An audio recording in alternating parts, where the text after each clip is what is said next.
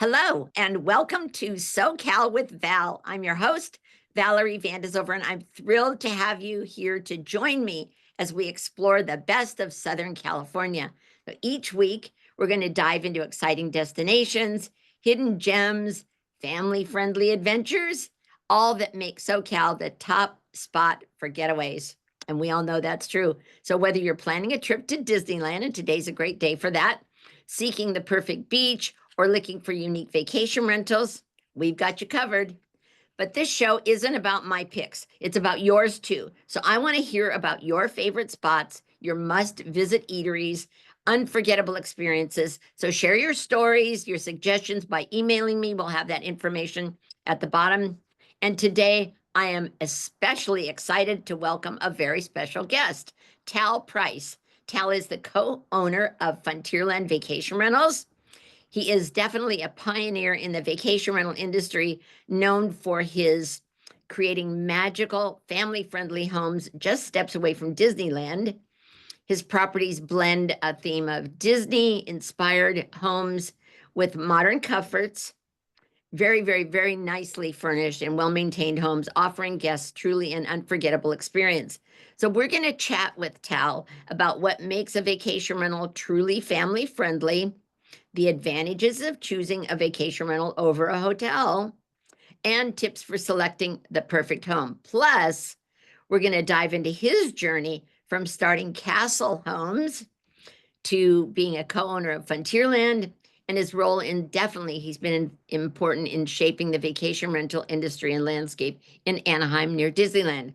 So buckle up if you're driving, roll up your window, turn up the volume. If you're at home, grab a cup of coffee or a glass of wine, and let's get started. We're about to embark on a fun-filled journey through Southern California. Let's get started. Tal, welcome. Welcome. So exciting to have you with us today. Excited to be here. Always loves talking with you, Val, and we've been friends for a long time now, and really appreciate you having me. Thank you. Thank you. I remember when you had Castle Homes, and everyone who wasn't Castle Homes wondered, who is this person? I think maybe you had one, and I don't even remember, maybe it was on Castle Street or something. First one. And then we thought, oh my gosh, who's this person? And then eventually we got to meet you and found out you're just a really nice guy, and you grew your portfolio of homes in the Anaheim Disneyland area. So you have a long-standing reputation in the Disneyland area vacation rental scene. Tell us all, how did you get started in vacation rentals? Oh, for me, I came from the financial services industry, and so as I grew in the career over there, one day I kind of looked around and I'm like, hey, I'm invested in stocks, I'm invested in bonds, I'm invested in all these securities, but I don't have any real estate investment. And I think it'd be interesting to look into some real estate investing. And I started thinking about what would be a good real estate investment, not knowing much about it, not having a background, not being overly handy at the time. And luckily, Right. ended up going to Anaheim and saying, "Hey, let's try this vacation rental thing in Anaheim." And this is clear back in 2011, before Airbnb really was on the map, and decided to try a house out on Castle Avenue, as you mentioned, in Anaheim, and say, "Hey, we had a very young family at that time, just two kids, a third on the way when we got Wow. our first home." And so we thought, hey, it would be nice to have a house pretty close to Disneyland and go visit. And we were living in Salt Lake City, Utah at the time. Oh, So, you were? yep. Yeah. Yeah. And so then that was the beginning of Castle Homes. Yep. Castle Homes was, Castle Avenue was the street that our first home was located, and the second, as a matter of fact. And there was born the name Castle Avenue. Yep. So we're going to go through this again a little bit more, but so how did that evolve into co-owning Frontierland, which was also a respected vacation rental company, not like yours, but I had a little bit different portfolio, I think. But how did the two of you come together? How did that happen? And now you manage 60, 70 homes throughout California and Hawaii. Yeah, I'd say right around 60 or so, somewhere around there.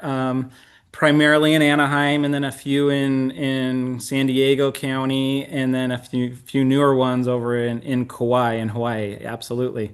I think you were from, this is where I probably met you at the first time as well, as I met Ryan, now my the co-owner of Funtierland, who I partnered with a while ago now, probably 10-ish years ago. Wow. And it really what brought us together is, when we started Castle Avenue and buying homes next to Disneyland doing vacation rentals, well, I went into the city of Anaheim, went to the planning desk, and I said, "Hey, I want to do a vacation rental in Anaheim. What do I need?" And they looked at me with a blank stare. "What do you mean?" Right? And I said, "Well, I want to rent out my home to people coming to Disneyland." And they said, "Yeah, okay, great, you can do that." And I was like, "But do it on a short-term basis. So like people that come like, for a week or 5 days or whatever, is there a permit I need?" And they're like, "There's nothing on the books. Like if you rent it 30 days, if you rent it 3 days, it's no different to us." And Right. I was like, Yeah. "Okay, great. Can you put that in writing?" The answer was no. And we won't get into that, all the whole No, Anaheim politics and stuff like that. right. That's But about a 10-year story. yeah. But like lo and behold, Anaheim did decide to put together some short-term rental regulations and policies and started permitting vacation rentals and started taxing vacation rentals with the hotel tax. And anyways, as that started happening, short-term rental owners in Anaheim started grouping up and trying to navigate that process. And that's where, I remember we met at a park with a bunch of owners, and you were there, Val, and Was, yeah. And your Ryan wife was was there. there, Yeah, and my wife was there, and anyways, we started getting to know each other a little bit better, and that's where I first that's met right. Ryan, and I kind of looked at him as like he just managed condos at the time. That's I right. just had homes, our own homes at the time, and I was like, he seems like a bright guy and would might be interesting to talk to, and yeah, well, lo and behold, we kind of married like his condo expertise in the area with my home expertise. And then we created Funtierland Vacation Rentals. And people, through, all that stuff that was going on in Anaheim, people had asked me to manage for them. And unlike you, who was smarter than me, you were managing for other people the whole time. I kept telling people no because I didn't view myself as a property manager, right? I didn't either, but Yeah. that's another story. And the reason is because a property manager, you're the one, if there's water that starts falling out of the Yeah. ceiling in the middle of the night, you get the call and have to deal Yep. with that. If You a toilet absolutely do. backs up, there's a lot of things with property management that isn't like very attractive, and it's a 24/7 type of a thing. And so I wasn't looking to expand that part of the business and take on more headaches.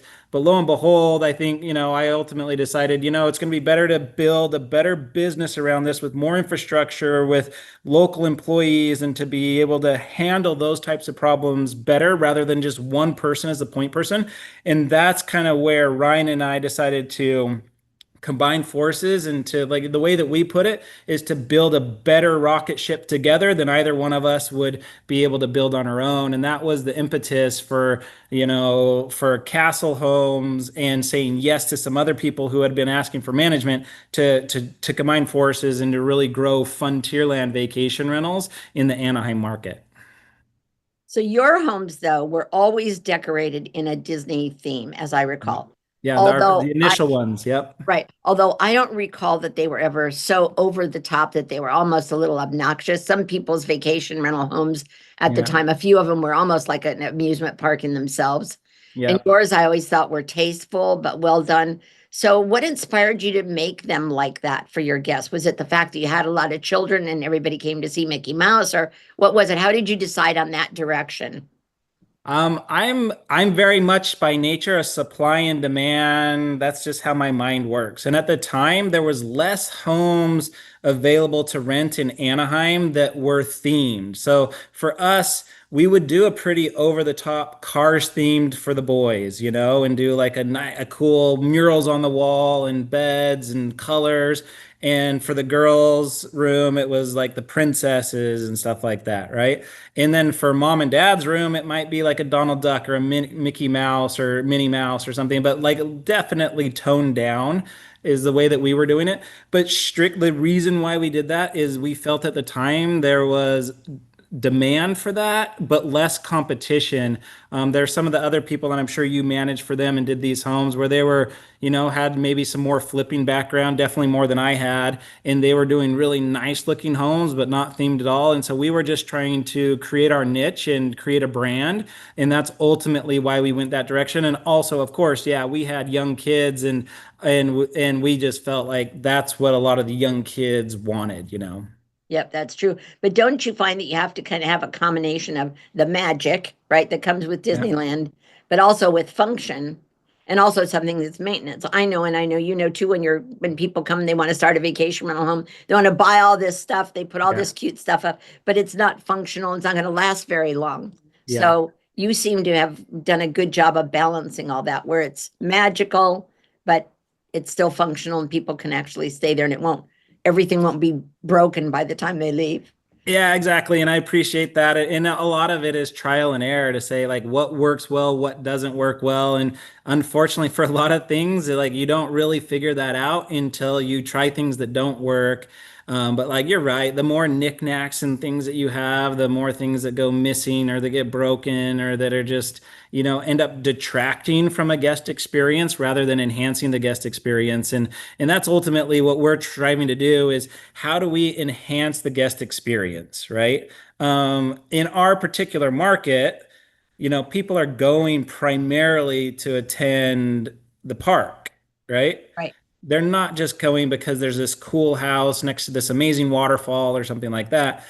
But so we want them to enjoy their time in the house, but they're not just coming for the house. So how do we enhance that experience for them and definitely not detract from it? Because the last thing that people want is a house that's not working well and that it kind of ruins the vacation. And we've all heard those horror stories in vacation rentals, and to make sure that that's not happening with our guests, right?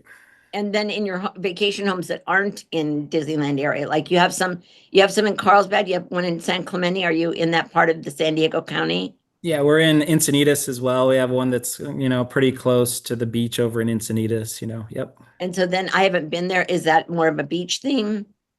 Yeah, beach theme.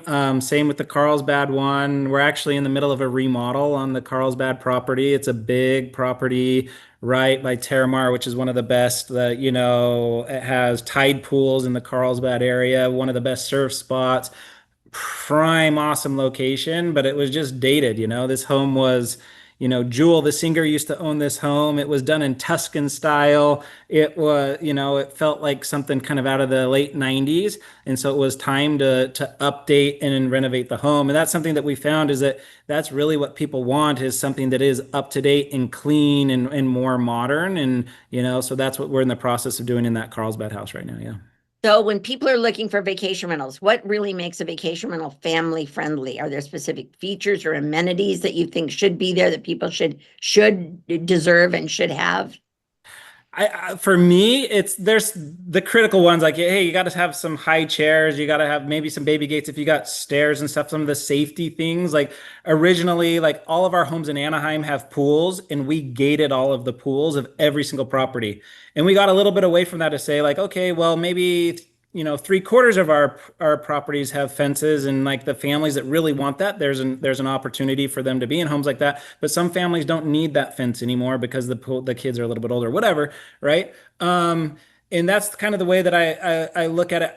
The number one honest thing for family friendly vacation rentals is like communal space for people to eat together, to hang out together, to talk. Like our bread and butter has been grandma, grandpa bringing kids and grandkids to Disneyland, right?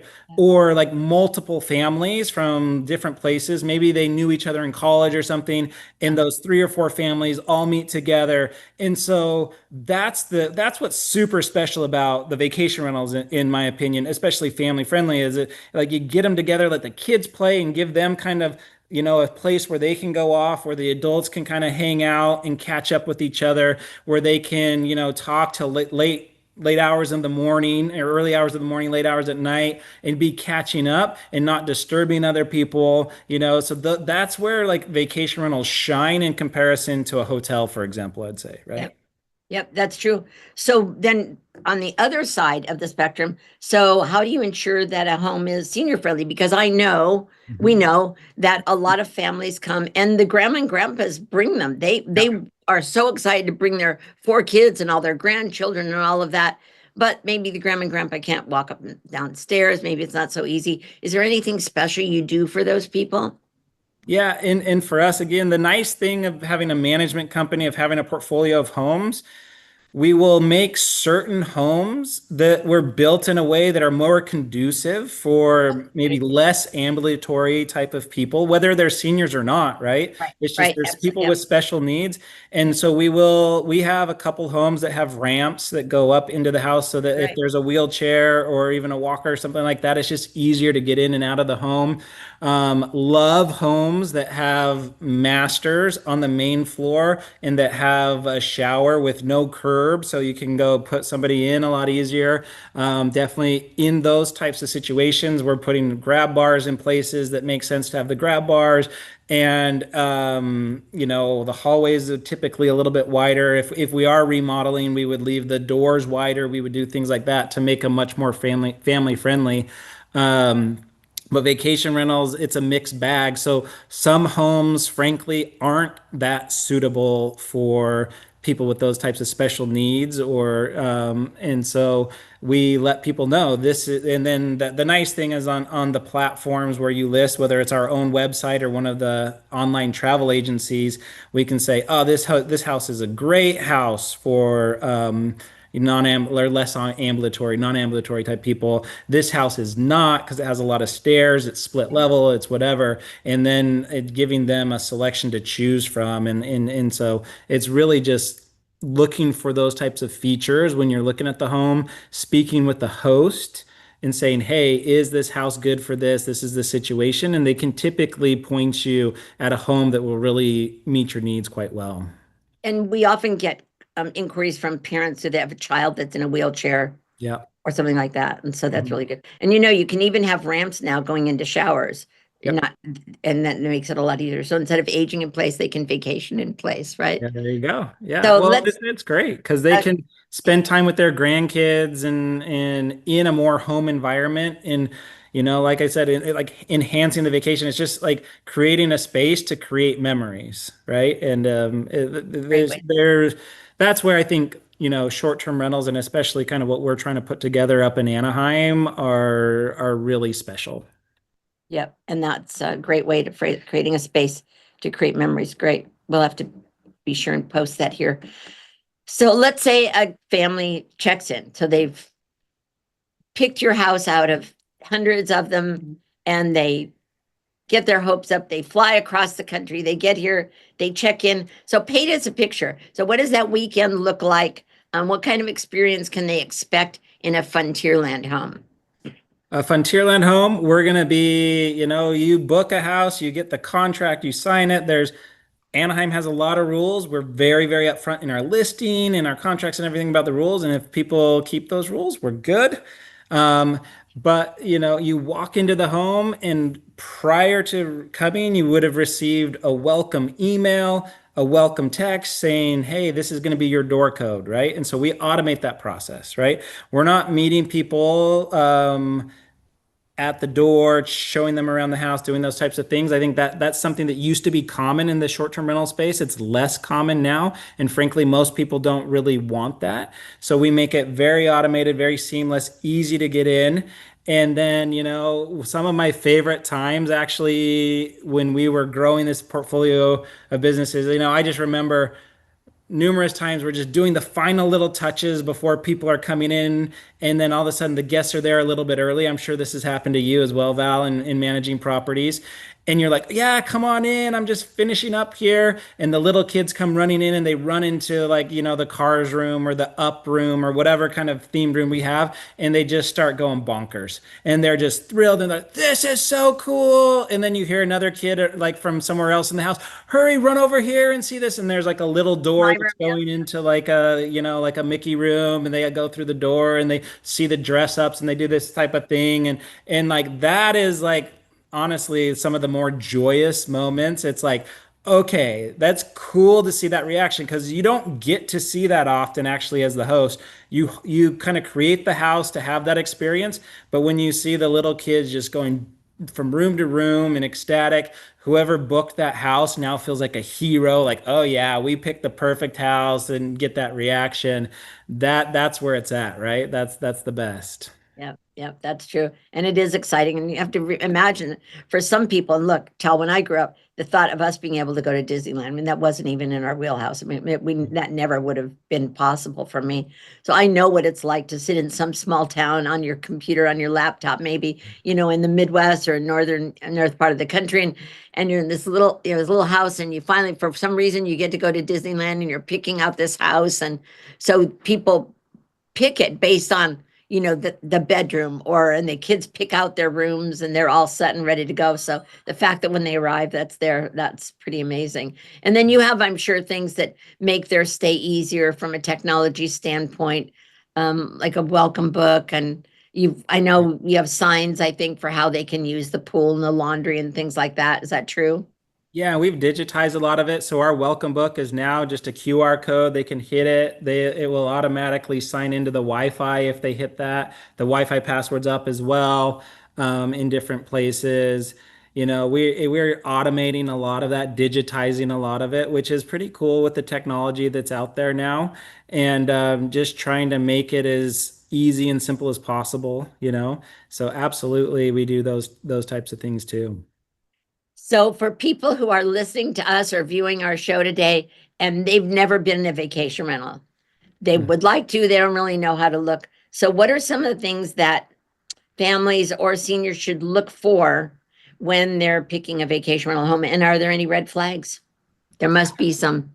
All of the above. So when you're looking for something, I would look for property typically that has like reviews already, so these properties, they have some solid reviews. And I would say the number one key in reviews is looking at like the most recent reviews and giving weight to those.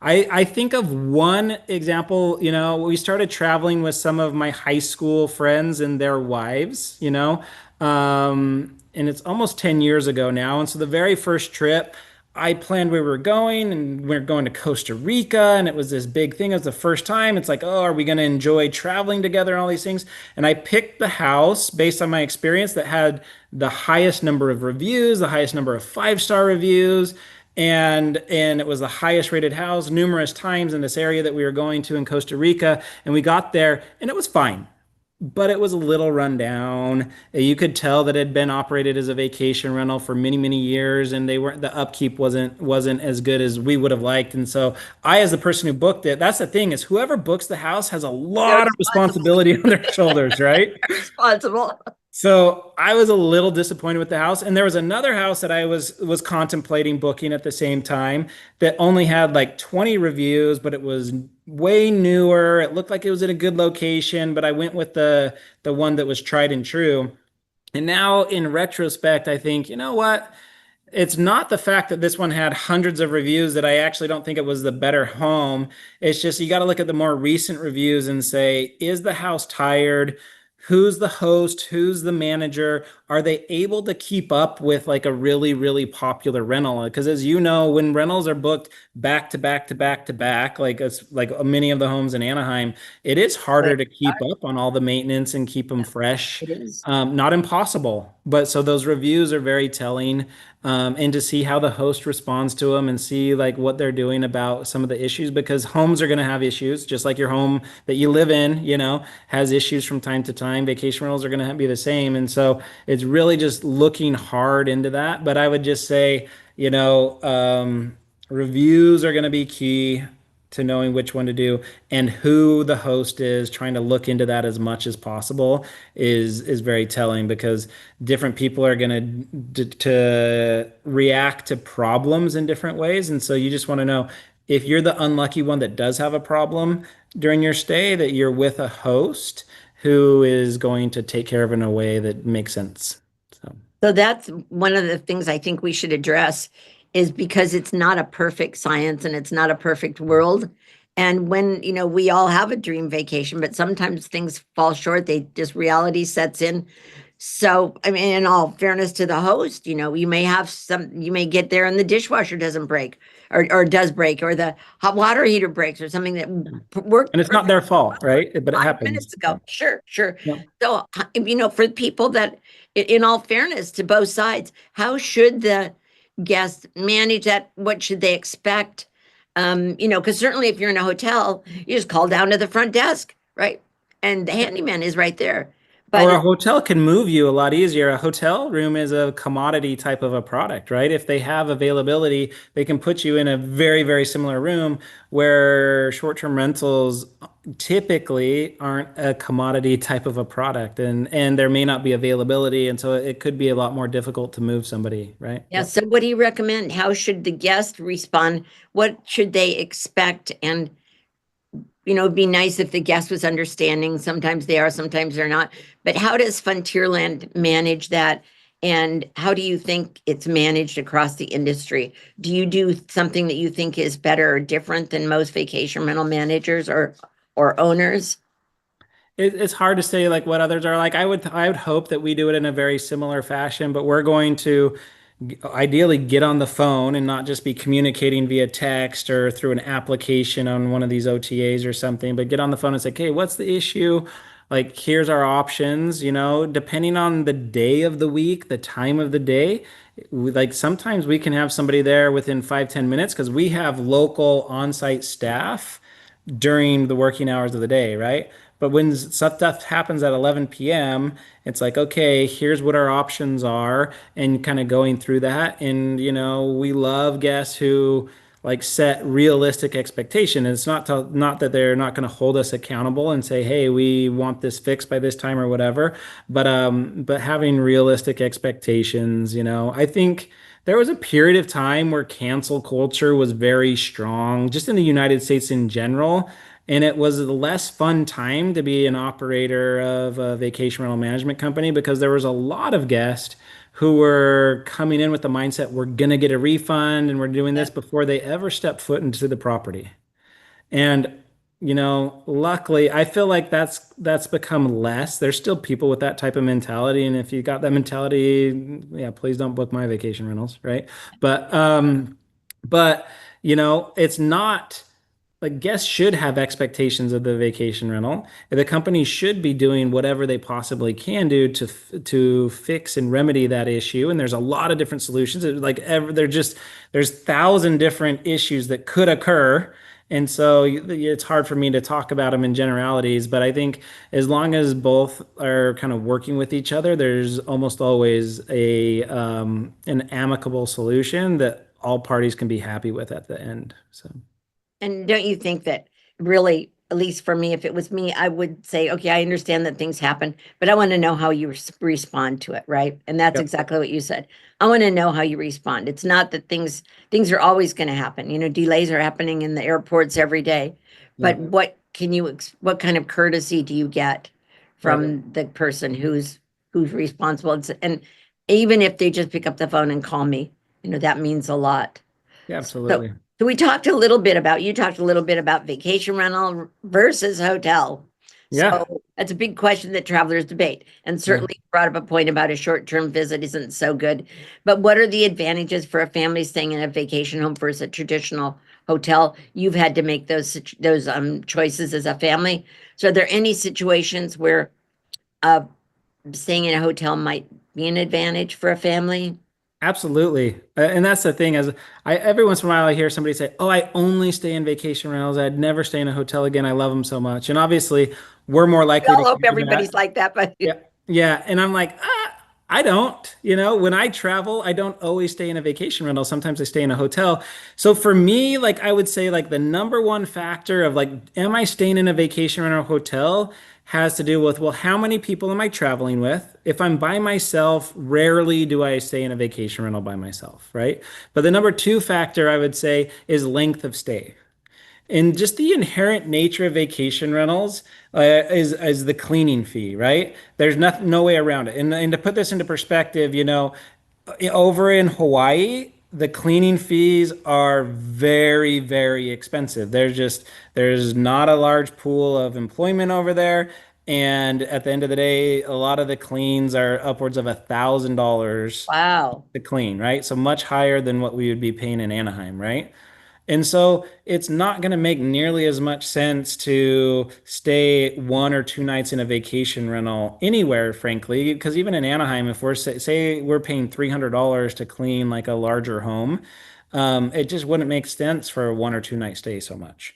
Whereas the longer you stay, then you're breaking up that cleaning fee over a longer period of time, and vacation rentals start making a lot more sense. The more people you have, the more vacation rentals make sense. And then, it's just like, are you trying to have like a place where family gatherings, where friends can sit up and, watch movies together and do things that frankly aren't as good in a hotel? That being said, like, I just went to Florida with my family for spring break and we stayed in hotels for, we went on a cruise. I've never taken my family on a cruise before, and I just Oh, so how decided was the it? time is now. It was great. I mean, I'm not a huge cruiser. I like the adventure and stuff. And I feel like when you go into ports, you don't quite have enough time to do all the adventurous stuff that I would like to do. But it was a good experience. And my oldest daughter is 17 now. Wow. Youngest daughter just turned 6 last week.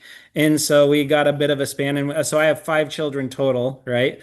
Um, and and so it was a great experience, but we stayed in hotels on the front and back end of that cruise because it just wouldn't make sense for us, even though we had a high number of people, to like go pay a cleaning fee and do all that stuff. It made a lot more sense for us to go find, like a Marriott Spring Hill Suites with that had pull-out couches and queens, get 2 rooms and split the family up, and it just Yeah. makes sense. And so it really just depends on what the purpose of the travel is. But like I use hotels, I'd say just as much as I use vacation rentals.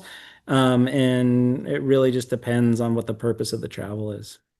So you talked about fees. You talked about cleaning fees.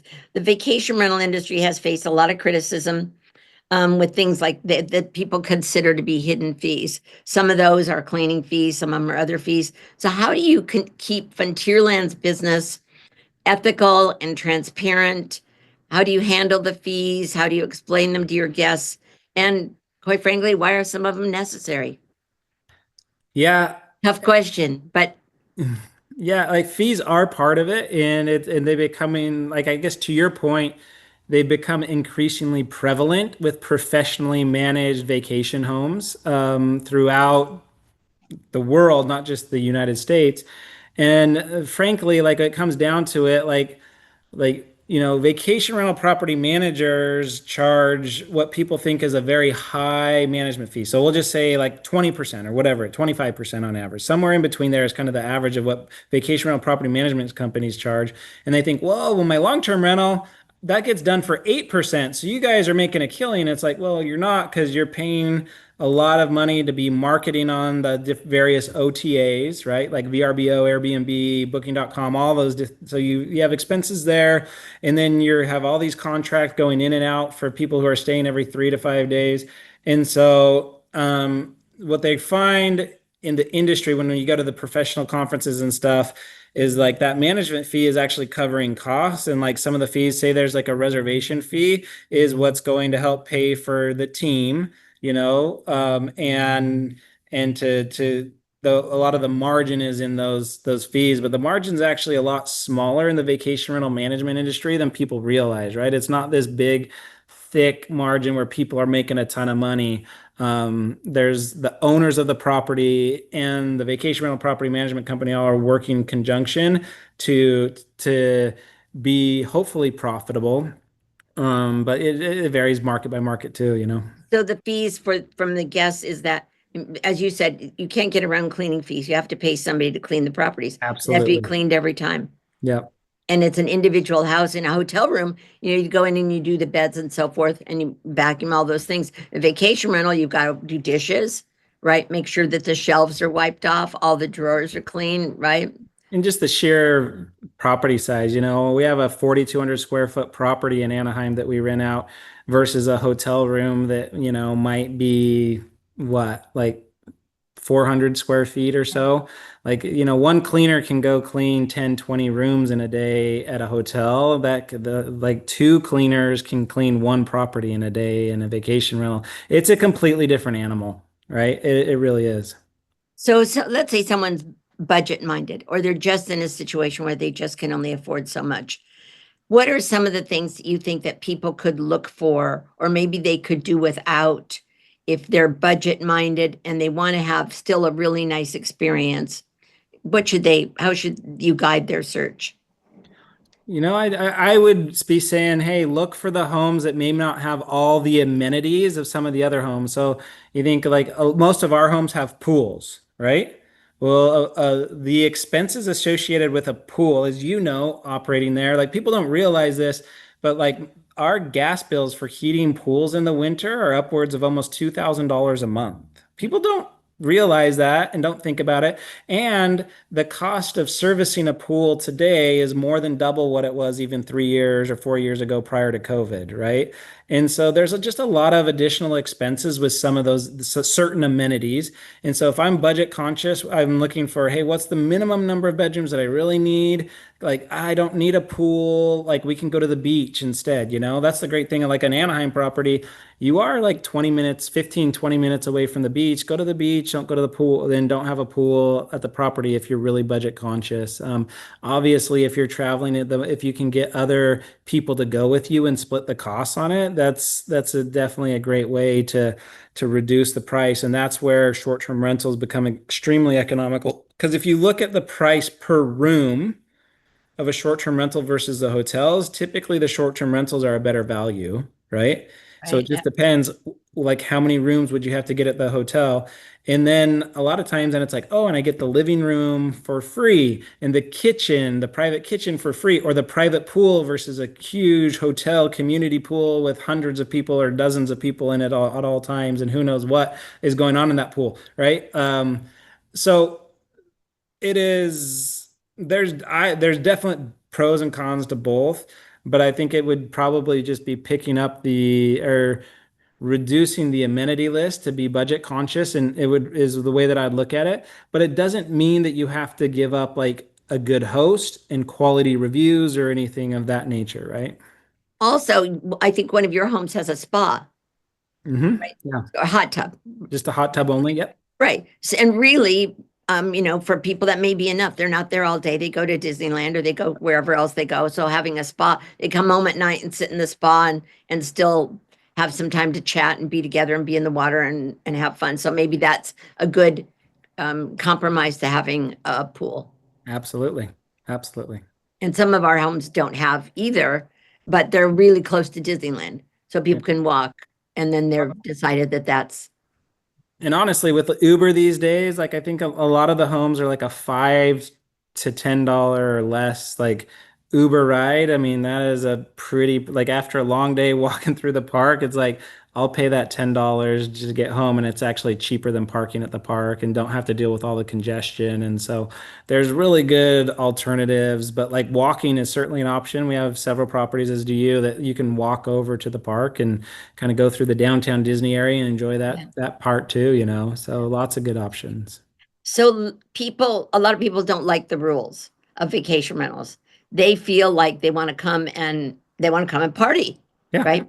And that's the we're on purpose vacation. of having Yep. one, right? They're on vacation and they don't want to have to tell you who they are because after all, their privacy, right? So Yep. tell us, we know we've gone through a lot in the city of Anaheim and in other cities. I've gone through it in other cities here in Orange County. So tell people the benefit of having the rules. What is the benefit to the vacation rental industry? Because then we can do business in that city, but help them understand why the rules are important. For me, it like really comes down to the general theme of short-term vacation rentals are typically in residential neighborhoods where local people live, right?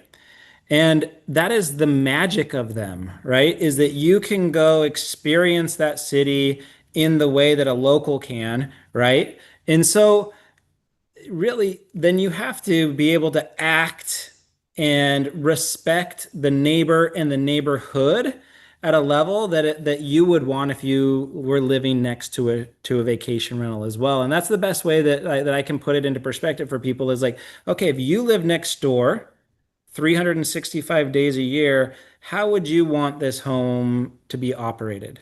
What hours would it be appropriate for people to be using the pool and having a good time and kids to be yelling and screaming in the pool, right?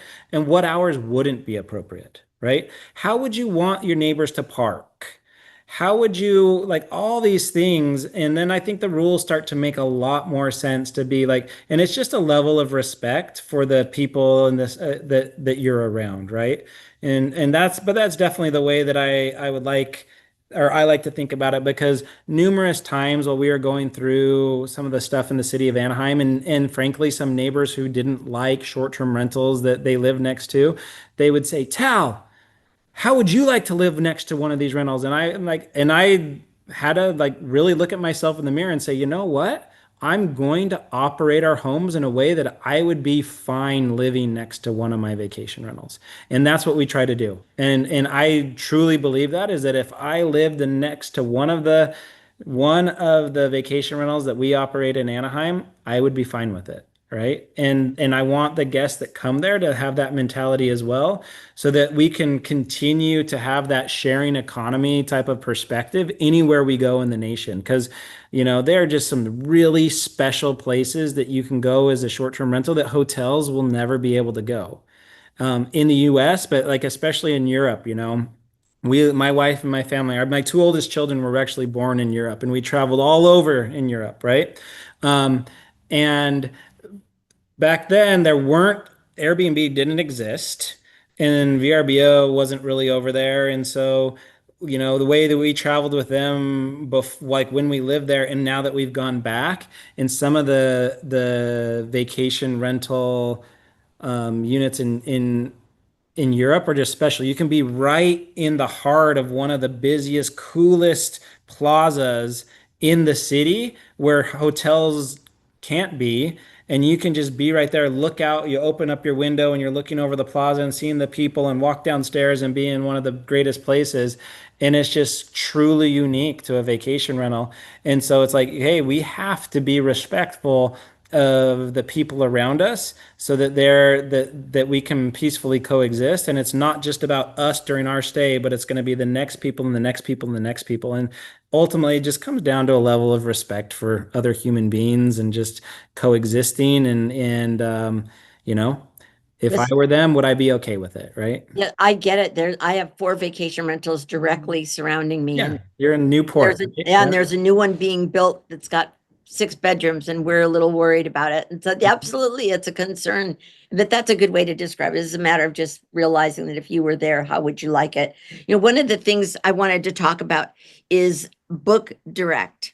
So Yeah. a lot of the vacation rental portals where people are introduced to vacation rentals are through VRBO, Vacation Rental by Owner, which used to be HomeAway or still is a little bit, and Airbnb. In fact, Yeah. people even call vacation rentals an Airbnb. I'm going to stay in an Airbnb. Amazing marketing on their part. Good job. Amazing, amazing. But yet we also tell people that they should book direct. Yeah. So tell people why they should or they shouldn't. Do they have more protection? Because some people, I think they're better off if they book with a big company. They have a big company behind them.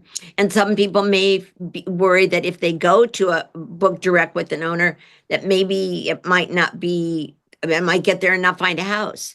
So let's talk about that. Yeah, I think we'll talk about all of them. I think that probably one of the better reasons to book direct is it's typically going to save you a few dollars. So if you're budget conscious, if you're trying to find the best value, all of those online travel agencies, OTAs like Airbnb, VRBO, Booking.com, all those, they're charging the guest and the host a fee. So those are typically going to be a little bit Service more fee. expensive, right? Yep, And so if yeah. you can go direct to a website, you're going to save a little bit of money. As far as it being better protected, that's not my opinion that you're better protected by Airbnb's policies. They'll try to say that they have insurance, like they do. And I'm not going to disparage that. I don't think it's as good as people would like to believe that it is, right? And so I don't think there's a lot of drawbacks going direct. Besides, to your point, Like this used to be more common years ago. I haven't heard of it more recently, but like people would go and steal pictures off of the internet of a home and put it onto Craigslist Oh, or put yeah. it onto some like site like that that isn't reputable. You're not going direct to them. You're going to some other kind of tertiary weird place to book a vacation rental. Like, do not book a vacation rental on Craigslist. It's Yeah. likely a scam, right? Terrible, terrible, But terrible. if I go to Val's Vacation Rentals, right, .com or whatever, I think like that is that your website? I think DallasVacationHomes.com. Yep. awesome. So if I go there, I'm gonna know that I'm dealing with a reputable company that has many reviews and has these properties, and I'm gonna get the best deal, and you're gonna give me great service, and I can communicate with you and get a good feel, and that's gonna be the best place for me to book and for you as the property manager for to book, right? So I definitely say I love direct bookings because we can provide better value ultimately for the guests. But be wary of like Craigslist and stuff like that. If you're going to a reputable site that's been around for a while, you shouldn't be worried about not or showing up and there not being a home there, right? Right. So, so you think that booking direct, just for to recap for our listeners and our viewers, and we want people to know they can always get the scoop here at SoCal with Val, that booking direct is a safe thing. Absolutely. It's a great place.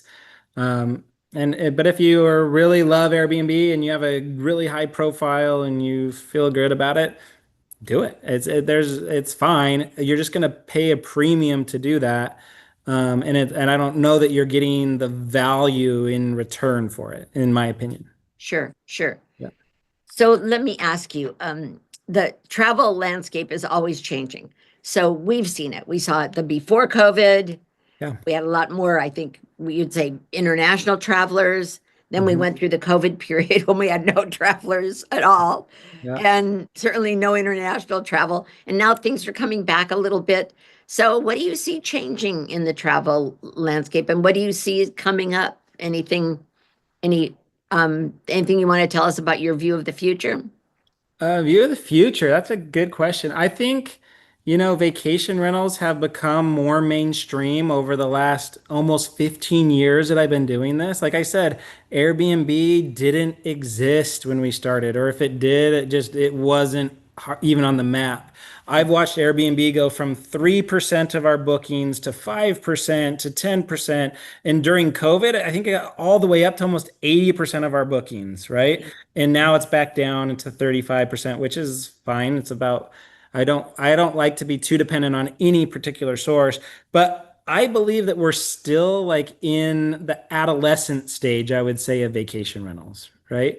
I think they're going to continue to grow. I think there's reasons why they're so popular, and we're going to continue to see them be professionalized. And because the guests do have certain expectations, and the professional hosts that have been around typically meet those expectations very well. There's still going to be room for the small mom and pops that have one or two or three properties and provide a personalized experience that no professional manager can touch, right? Like there's just a few just super, super hosts that good for them. Those are awesome people to rent from as well.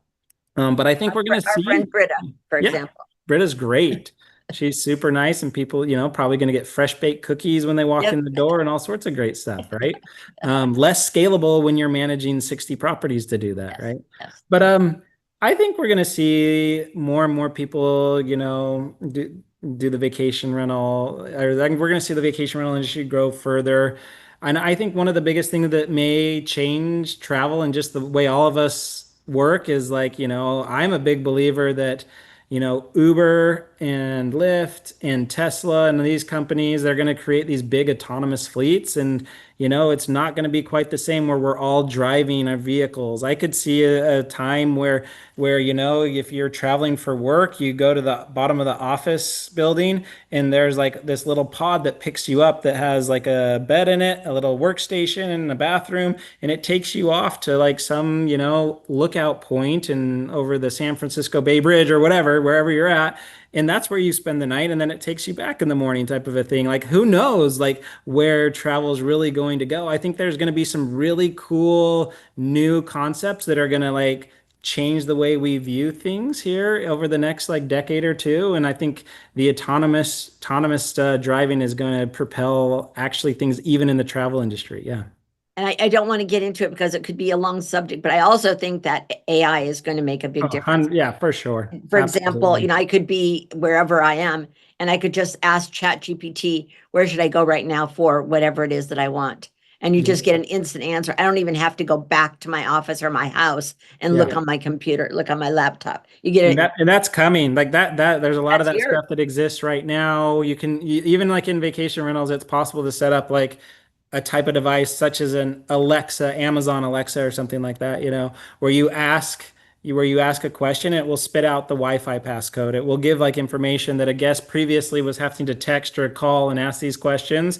They could look it up in the welcome book, but it sure is a heck lot easier just to say, "Hey Alexa," and then ask whatever question and it spits it out. That exists today.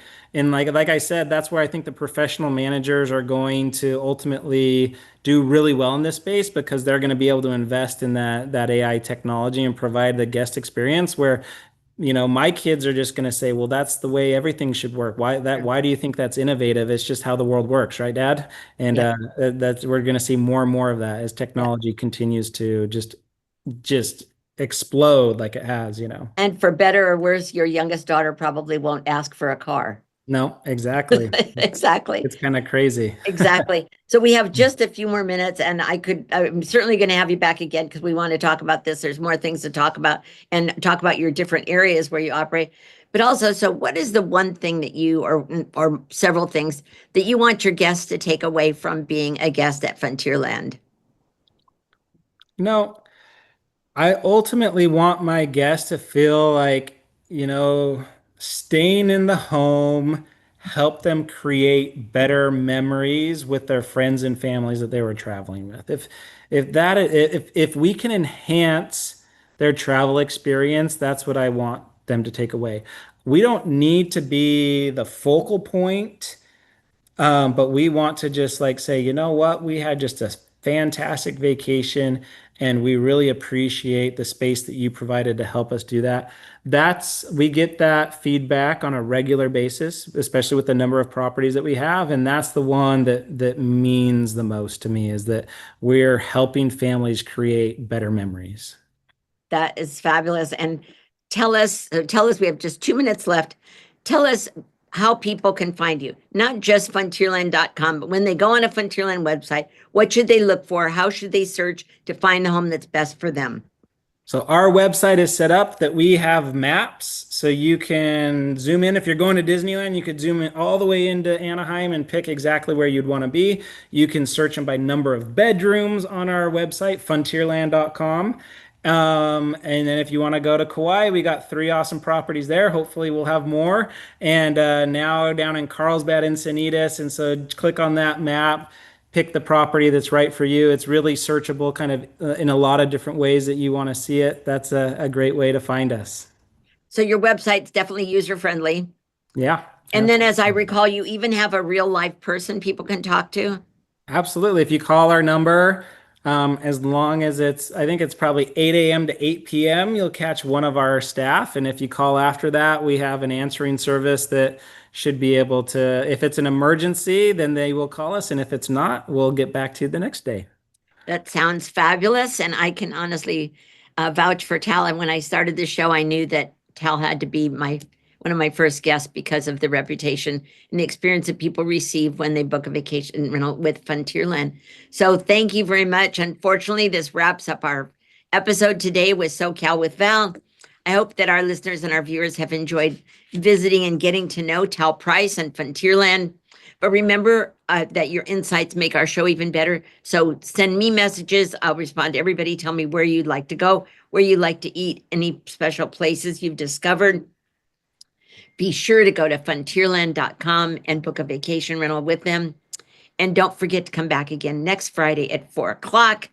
Until then, keep exploring, stay curious, and enjoy all that SoCal has to offer. And we'll see you next time on SoCal with Val. Thanks, Val. Take care. Thank you, Tal.